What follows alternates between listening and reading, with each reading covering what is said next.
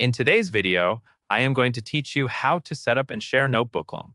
Start by opening your browser on the Notebooklm, Google.com. Sign in with your Google account if you are prompted. Once you are in Notebooklm, you will be working inside a notebook, which is where you collect your materials and then use them for notes, summaries, and answers.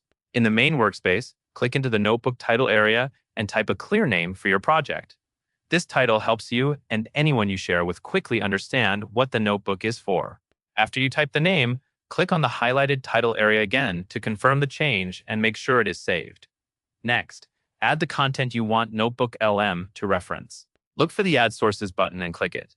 This is where you can bring in the documents and links you want to work from. Notebooklm supports several source types, including PDFs, website pages, and YouTube transcripts. You can upload or add multiple items, up to 50 sources in a single notebook, so it is a good idea to choose the most relevant materials and keep them organized. When you are finished adding sources, click Close to exit the Sources window and return to the notebook. Now you are ready to share your notebook. Go to the top right corner and click Share. A sharing panel will open where you can control who has access and what they are allowed to do. In the sharing settings, click the highlighted Access option to adjust link sharing. Then select Anyone with a link if you want anyone who receives your link to be able to open the notebook.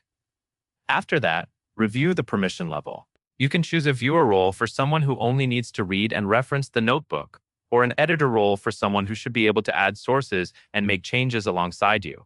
Use the highlighted permission dropdown to pick the correct access level before you send anything out.